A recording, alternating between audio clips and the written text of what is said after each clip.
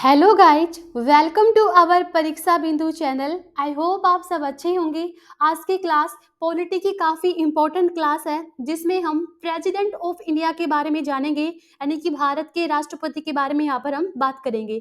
भारत के राष्ट्रपति के बारे में संविधान में क्या क्या प्रावधान किए गए हैं और भारत में राष्ट्रपति की क्या भूमिकाएं हैं, ये सारी बातें हम इस क्लास में डिटेल से जानेंगे। और एग्जाम पॉइंट ऑफ व्यू से ये टॉपिक काफ़ी इंपॉर्टेंट है। इस टॉपिक से आपको एग्जाम में क्वेश्चन जरूर देखने को मिलते हैं। तो अगर आपने यहाँ से राष्ट्रपति का टॉपिक कंप्लीट देख लिया तो आपका कोई भी क्वेश्चन एग्जाम में गलत नहीं होगा। तो बिना देरी किए हुए हम शुरू करते हैं क्लास को।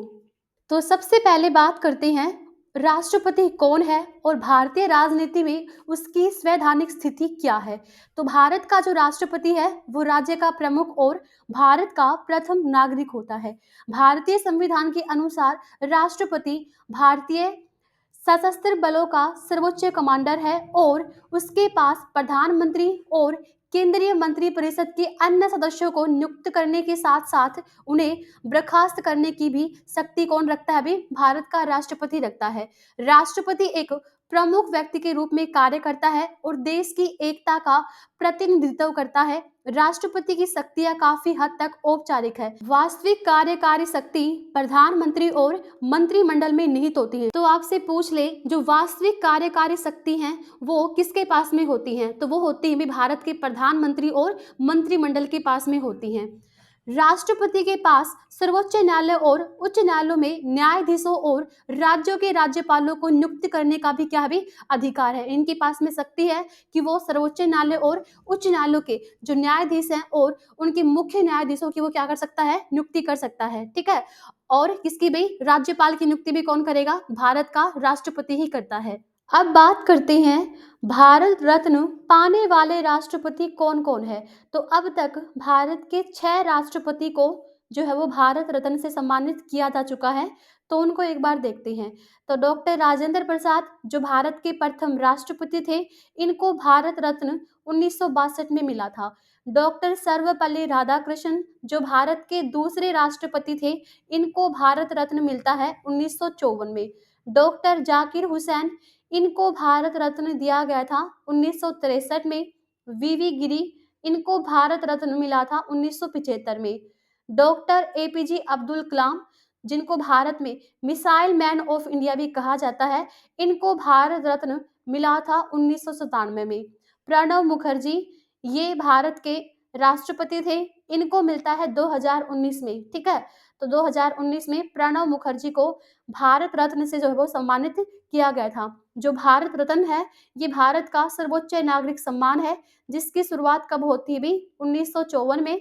और शुरुआत में 3 व्यक्तियों को ये दिया गया था, डॉक्टर सर्वपल्ली राधाकृष्णन, सी राजगोपालाचारी और कौन भाई? सीवी रमन को यह भारत रत्न दिया गया था। भारतीय संविधान में राष्ट्रपति का उल्लेख कौन कौन से अनुच्छेद में किया गया है? तो आर्टिकल 52 में क्या कहा गया है? अभी भारत का एक राष्ट्रपति होगा, इसका वर्णन संविधान के अनुच्छेद 52 में किया गया है। अनुच्छेद 53 में संघ की कार्यकारी शक्ति राष्ट्रपति में निहित होंगी, इसका वर्णन संविधान के अनुच्छेद 53 में किया गया है। अनुच्छेद 54 में राष्ट्रपति का चुनाव संसद के दोनों सदनों के निर्वाचित सदस्यों से मिलकर बने निर्वाचक मंडलों के सदस्यों द्वारा किया जाएगा और राज्यों की विधानसभाओं के निर्वाचित सदस्यों के द्वारा। भारतीय संविधान में राष्ट्रपति का उल्लेख अनुच्छेद 55 में राष्ट्रपति के चुनाव की रीति का वर्णन किया गया है। अनुच्छेद 55 में। अनुच्छेद 56 में राष्ट्रपति 5 वर्ष की अवधि के लिए पद पर रहेगा, इसका वर्णन अनुच्छेद 56 में किया गया है। अनुच्छेद 57 में एक व्यक्ति जो राष्ट्रपति के रूप में पद धारण करता है या जिसने पद धारण किया है, इस संविधान के अन्य प्रावधानों के अधीन उस पद पर फिर से चुनाव के लिए पात्र होगा। तो इसका वर्णन संविधान के अनुच्छेद 57 में किया गया है। अनुच्छेद 58 में राष्ट्रपति पद के लिए चुनाव के लिए योग्यताएं कौन कौन सी होंगी, इसका वर्णन कर रखा है अनुच्छेद 58 में। अनुच्छेद 59 में राष्ट्रपति के कार्यालय की शर्तें का वर्णन अनुच्छेद 59 में किया गया है।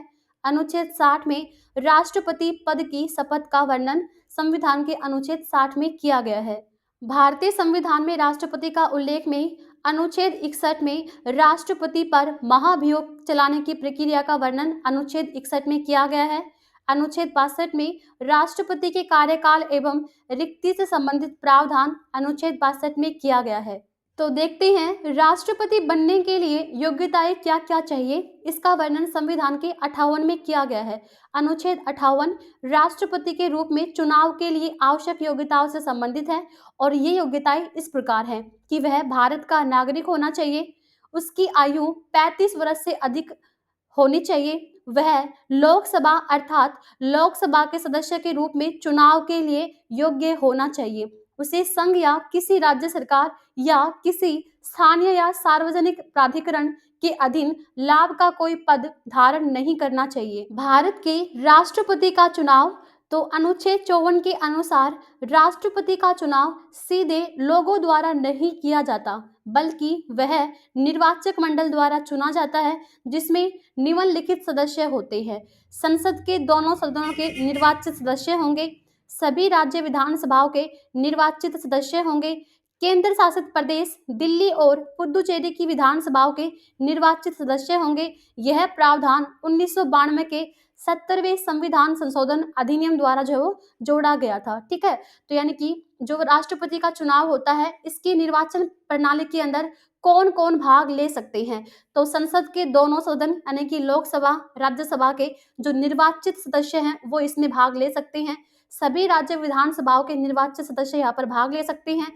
केंद्र शासित प्रदेश दिल्ली और पुदुचेरी की विधानसभाओं के निर्वाचित सदस्य यहाँ पर भाग ले सकते हैं। यहाँ पर एक बात समझना, यानी कि यहाँ पर कौन भाग नहीं ले रहा, मनोनीत सदस्य भाई। ठीक है, मनोनीत सदस्य ये राष्ट्रपति चुनाव की प्रक्रिया में भाग नहीं लेते भाई। ठीक है, जो निर्वाचित सदस्य होंगे, ठीक है, वही इसके अंदर जो है वो चुनाव की प्रक्रिया में भाग लेंगे। और विधान परिषद भाई, जो विधान परिषद के सदस्य होंगे वो भी इसमें क्या नहीं लेंगे भाई, भाग नहीं लेंगे। राष्ट्रपति के चुनाव की प्रक्रिया में विधान परिषद के सदस्य और मनोनीत सदस्य, चाहे वो अपना राज्यसभा का हो, ठीक है, लोकसभा का हो, अभी तो ये खत्म कर दिया ना, अभी लोकसभा का जो मनोनीत सदस्य करता था अभी कौन, राष्ट्रपति। लोकसभा में 2 सदस्यों को मनोनीत करता था, वो तो प्रावधान अभी खत्म हो गया है। लेकिन राज्यसभा के अंदर जो राष्ट्रपति है वो 12 सदस्यों को मनोनीत करता है। तो मनोनीत सदस्य और विधान परिषद के सदस्य यहाँ पर भाग नहीं ले सकते। भारत के राष्ट्रपति का चुनाव, तो राष्ट्रपति के चुनाव में डाले गए मत का मूल्य निकालने की प्रक्रिया क्या होगी। तो एक विधायक की मत का मूल्य होगा राज्य की कुल जनसंख्या बटे विधानसभा के निर्वाचित सदस्य गुना 1/1000 भाई। ठीक है, और एक संसद सदस्य के मत का मूल्य क्या होगा, सभी राज्य के विधायकों के मतों का मूल्य बटे संसद के कुल निर्वाचित सदस्यों की संख्या। ये किसका मूल्य होगा भाई, मत मूल्य होगा, एक संसद सदस्य का यहाँ पर मत मूल्य होगा। ठीक है, राष्ट्रपति कार्यालय की शर्तें, तो अनुच्छेद 59 राष्ट्रपति के कार्यालय की शर्तों को सूचीबद्ध करता है। वे इस प्रकार हैं, राष्ट्रपति संसद के किसी भी सदन या किसी राज्य विधानमंडल के सदन का सदस्य नहीं होना चाहिए। यदि ऐसा सदस्य राष्ट्रपति के रूप में निर्वाचित होता है तो यह समझा जाता है कि वह राष्ट्रपति का पद ग्रहण करने की तिथि पर सदन में अपना स्थान छोड़ देता है। यानी कि जो राष्ट्रपति है वो किसी भी सदन का सदस्य नहीं हो सकता। ठीक है, ना ही वो लोकसभा का सदस्य हो सकता है, ना ही वो राज्य विधानमंडल में किसी भी सदन का वो सदस्य हो सकता है। राष्ट्रपति को किसी लाभ के पद पर नहीं होना चाहिए। वह किराए के भुगतान के बिना आधिकारिक निवास में रहने का क्या भी हकदार है। वह संसद द्वारा कानून द्वारा निर्धारित परिलब्धियों भत्ते और विशेषाधिकार प्राप्त करने का भी हकदार है। उनके कार्यकाल के दौरान इन परिलब्धियों और भत्तों को कम नहीं किया जा सकता।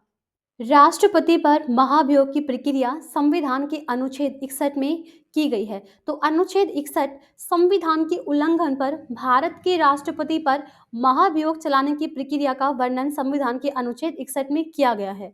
संसद का कोई भी सदन महाभियोग की प्रक्रिया शुरू कर सकता है। यानी कि संविधान में जो अपना संसद है उसके कितने सदन है भाई, 2 सदन हैं, एक तो है लोकसभा और एक क्या है भाई, राज्यसभा। तो दोनों में से किसी भी सदन में जो है वो महाभियोग की प्रक्रिया को शुरू किया जा सकता है। उस सदन के कुल सदस्यों के 1/4 भाग द्वारा आरोप पर हस्ताक्षर किए जाने चाहिए जो महाभियोग की प्रक्रिया की शुरुआत कर रहे हैं। प्रस्ताव पारित करने से पहले पहल करने वाले सदन के लिए राष्ट्रपति को 14 दिनों का नोटिस पीरियड देना अनिवार्य है। यानी कि प्रस्ताव के पारित होने से पहले राष्ट्रपति को 14 दिनों का जो है वो एक नोटिस पीरियड दिया जाता है। नोटिस की अवधि के बाद प्रस्ताव सदन की कुल सदस्यता के 2/3 बहुमत के साथ आरंभ करने वाले सदन द्वारा पारित किया जाता है। यानी कि जब किसी राष्ट्रपति पर संविधान के उल्लंघन के लिए महाभियोग लगाया जाता है तो वो संसद के किसी भी सदन द्वारा उसके ऊपर आरोप लगाया जा सकता है। महाभियोग के आरोपों पर जो लोकसभा के 1/4 सदस्य द्वारा हस्ताक्षर किए जाते हैं, उसके बाद में भारत के राष्ट्रपति को 14 दिनों का नोटिस दिया जाता है। फिर लोकसभा 2/3 बहुमत के साथ महाभियोग के आरोपों को पारित करती है और राज्यसभा को भेजती है। फिर राज्यसभा आरोपों की जांच करेगी। जिस समय राज्यसभा आरोपों की जांच कर रही है, उस समय पर राष्ट्रपति को कार्यवाही में बैठने का अधिकार होता है। अगर राज्यसभा में आरोपों से सहमत है तो उसे 2/3 बहुमत से पारित कर देती है। तो ऐसी स्थिति में राष्ट्रपति को अपने पद से हटना होगा, यानी कि जो राष्ट्रपति पर महाभियोग लग चुका है। और अब तक भारत के कितने राष्ट्रपति पर महाभियोग जो है वो लग चुका है? तो अब तक भारत के किसी भी राष्ट्रपति के ऊपर जो है वो महाभियोग की प्रक्रिया को शुरू नहीं किया गया, यानी कि भारत के किसी भी राष्ट्रपति पर जो है वो महाभियोग नहीं लगा है। और जो महाभियोग की प्रक्रिया है, ये कैसी प्रक्रिया है भाई? तो ये है कि अर्ध न्यायिक प्रक्रिया। कैसी प्रक्रिया है? अर्ध न्यायिक प्रक्रिया है। कौन सी भाई? महाभियोग की प्रक्रिया। राष्ट्रपति कार्यालय में अनुपस्थिति और रिक्ति। तो सेवारत राष्ट्रपति की मृत्यु, त्यागपत्र या पद से हटाए जाने के कारण हुई राष्ट्रपति पद की रिक्ति को भरने के लिए चुनाव 6 माह के भीतर कराए जाने चाहिए। मृत्यु, इस्तीफे या हटाने के कारण राष्ट्रपति के कार्यकाल में किसी भी रिक्ति के मामले में भारत के उपराष्ट्रपति नए राष्ट्रपति के चुने जाने तक राष्ट्रपति के रूप में कार्य करेंगे और इसका वर्णन संविधान के अनुच्छेद 65 में मिलता है। उपराष्ट्रपति की अनुपस्थिति में भारत के मुख्य न्यायाधीश भारत के राष्ट्रपति के रूप में कार्य करेंगे और कार्य मुक्त होंगे। ऐसे कौन से व्यक्ति हैं जो भारत के राष्ट्रपति भी रहे हैं, उपराष्ट्रपति भी रहे हैं और भारत के मुख्य न्यायाधीश भी रहे हैं? तो वो कौन है भाई? मोहम्मद हिदायतुल्ला। मोहम्मद हिदायतुल्ला ये भारत के राष्ट्रपति, उपराष्ट्रपति और मुख्य न्यायाधीश की भूमिका इन्होंने जो वो निभाई है। भारत के राष्ट्रपति के कार्य और शक्तियां। तो आम चुनाव के बाद आयोजित पहला संसदीय स्तर और प्रत्येक वर्ष के पहले सत्र को राष्ट्रपति द्वारा संबोधित किया जाता है। उसके पास संसदीय स्तर बुलाने या स्त्रावसान करने और लोकसभा को भंग करने की शक्ति राष्ट्रपति के पास भी है। वह संसद के दोनों सदनों की संयुक्त बैठक बुला सकता है, लेकिन अध्यक्षता कौन करेगा? लोकसभा अध्यक्ष करेगा। उस स्थिति में लोकसभा का अध्यक्ष पीठासीन अधिकारी होता है। इसका वर्णन संविधान के कौन से आर्टिकल में है भी? आर्टिकल 108 में। संयुक्त बैठक का प्रावधान संविधान के 108 में है। वह साहित्य, विज्ञान, कला और समाज सेवा के क्षेत्र में विशेषज्ञ 12 सदस्यों को राज्यसभा के लिए नामित कर सकता है। जब भी लोकसभा के अध्यक्ष और उपाध्यक्ष के पद या राज्यसभा के सभापति, उपसभापति के पद रिक्त होते हैं तो उसे उस सदन के किसी भी सदस्य को पीठासीन अधिकारी नियुक्त करने की शक्ति प्राप्त होती है। किसको भाई? राष्ट्रपति को। तो वह संवैधानिक निकाय द्वारा प्रस्तुत रिपोर्ट को संसद के सामने प्रस्तुत करता है। उसके पास भारत के चुनाव आयोग के परामर्श से संसद सदस्यों की अयोग्यता पर निर्णय लेने की शक्ति है। कुछ विधेयक जैसे राज्यों की सीमाओं में परिवर्तन से संबंधित विधेयक भारत की संचित निधि से व्यय भारत के राष्ट्रपति की पूर्व सहमति के बाद ही संसद में पेश किए जा सकते हैं। जब संसद राष्ट्रपति को विधेयक पारित करती है तो वह विधेयक को स्वीकृति दे सकता है या विधेयक को रोक सकता है या विधेयक को पुनर्विचार के लिए संसद को लौटा सकता है। इसी तरह जब राज्य का राज्यपाल राज्य विधानमंडल के विधेयक को राष्ट्रपति के विचार के लिए सुरक्षित रखता है तो वह विधेयक को स्वीकृति दे सकता है या विधेयक को रोक सकता है या राज्यपाल को विधेयक को पुनर्विचार के लिए राज्य विधानमंडल को वापस करने का निर्देश दे सकता है। तो ये सारी शक्तियां किसके पास में होती हैं भाई? भारत के राष्ट्रपति के पास में होती हैं।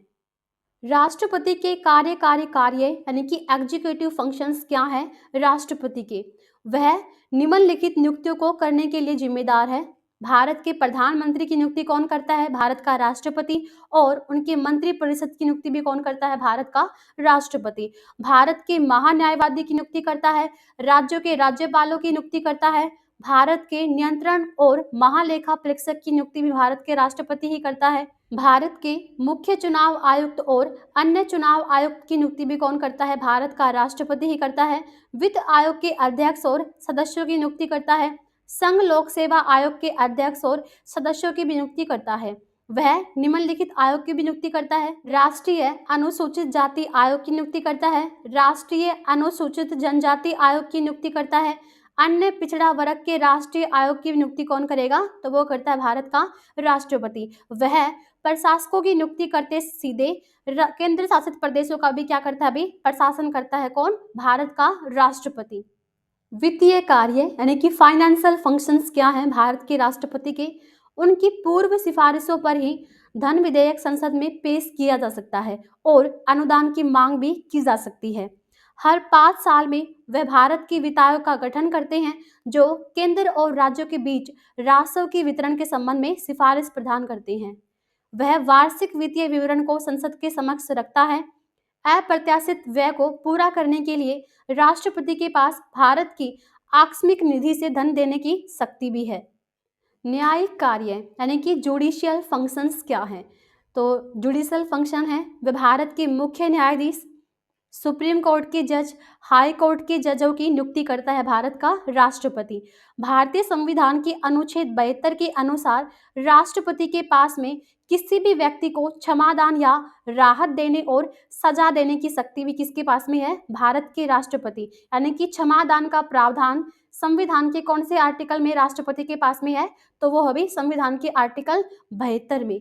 राष्ट्रपति कानून के प्रश्नों से संबंधित मामलों में सर्वोच्च न्यायालय से सलाह लेता है, हालांकि यह राष्ट्रपति के लिए बाध्यकारी नहीं है। मतलब राष्ट्रपति ले भी सकता है और राष्ट्रपति ना भी ले, वो उसकी मर्जी पर डिपेंड है। राष्ट्रपति के सैन्य कार्य क्या हैं? यानी कि मिलिट्री फंक्शंस क्या हैं राष्ट्रपति के? भारत के राष्ट्रपति सशस्त्र बलों के सर्वोच्च कमांडर हैं और उन्हें संसद के अनुमोदन पर किसी भी राष्ट्र के साथ युद्ध की घोषणा करने या शांति संधि समाप्त करने की शक्ति दी जाती है। वह रक्षा बलों के तीनों अंगों के प्रमुख की नियुक्ति करता है। जैसे बात करें भारतीय थल सेना का प्रमुख, भारतीय नौसेना का प्रमुख और भारतीय वायुसेना के प्रमुखों की नियुक्ति कौन करता है? भारत का राष्ट्रपति ही करता है। राजनयिक कार्य क्या क्या होते हैं भारत के राष्ट्रपति के लिए? तो आपातकालीन पावर यानी कि इमरजेंसी पावर, ठीक है। आपातकालीन शक्तियां भारत के राष्ट्रपति के पास में कौन कौन सी हैं? तो राष्ट्रपति के पास अप्रत्याशित स्थितियों में के दौरान देश में राष्ट्रीय आपातकाल लागू किया जा सकता है। तो देश में आपातकाल यानी कि राष्ट्रीय आपातकाल का वर्णन संविधान के कौन से अनुच्छेद में भी? अनुच्छेद 52 में। वित्तीय आपातकाल का वर्णन संविधान के अनुच्छेद 360 में है और अभी तक भारत में वित्तीय आपातकाल नहीं लगा है। राष्ट्रपति शासन का प्रावधान संविधान के अनुच्छेद 356 में। तो आपको ध्यान रखना है अनुच्छेद 352, अनुच्छेद 356, अनुच्छेद 360। तो 352 में क्या वर्णन किया गया है कि देश में राष्ट्रपति आपातकाल, और भारत में राष्ट्रीय आपातकाल कितनी बार लग चुका है? एक ही बार लगा है भाई। वो कब लगा था? 25 जून 1975। और उस समय पर भारत की प्रधानमंत्री कौन थी भाई? तो वो थी इंदिरा गांधी। और राष्ट्रपति कौन थे? फखरुद्दीन अली अहमद, ठीक है। और 356 के तहत राज्य के अंदर जो है वो क्या हो सकता है अभी? राष्ट्रपति शासन का वर्णन है संविधान के अनुच्छेद 356 में। और 360 में वित्तीय आपातकाल का प्रावधान है जो भारत में अभी तक नहीं लगा है। अध्यादेश बनाने की शक्ति, अध्यादेश लागू कराने की शक्ति किसके पास में है? भारत के राष्ट्रपति के पास में। और कौन से अनुच्छेद में आती है? तो अनुच्छेद 123 में।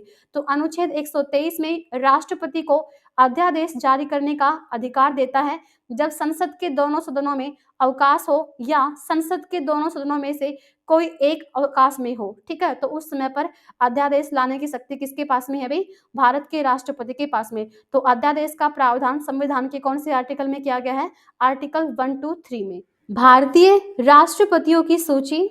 तो भारत के प्रथम राष्ट्रपति थे वे कौन? डॉक्टर राजेंद्र प्रसाद। 26 जनवरी 1950 से 13 मई 1962 तक भारत के राष्ट्रपति रहते हैं।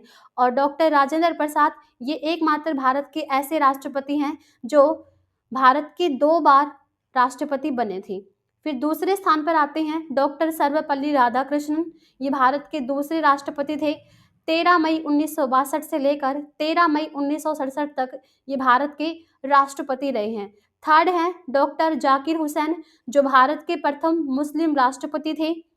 13 मई 1967 से लेकर 3 मई 1969 तक ये भारत के राष्ट्रपति रहते हैं। फिर आते हैं भारत के पहले कार्यवाहक राष्ट्रपति कौन भाई? वीवी गिरी, 3 मई 1969 से 20 जुलाई 1969। फिर आते हैं फखरुद्दीन अली अहमद, जिनके समय पर भारत में राष्ट्रीय आपातकाल लगता है 24 अगस्त 1974 से 11 फरवरी 1977। ठीक है। फिर आते हैं नीलम संजीव रेड्डी, 25 जुलाई 1977 से 25 जुलाई 1982 तक ये भारत के राष्ट्रपति रहते हैं। फिर आते हैं ज्ञानी जैल सिंह, 25 जुलाई 1982 से 25 जुलाई 1987 तक भारत के राष्ट्रपति रहते हैं। ये भारत के प्रथम सिख राष्ट्रपति होते हैं ज्ञानी जैल सिंह। फिर आते हैं आर वेंकट रमन, 25 जुलाई 1987 से 25 जुलाई 1992 तक भारत के राष्ट्रपति के रूप में रहते हैं। फिर आते हैं डॉक्टर शंकर दयाल शर्मा, 25 जुलाई 1992 से 25 जुलाई 1997 तक।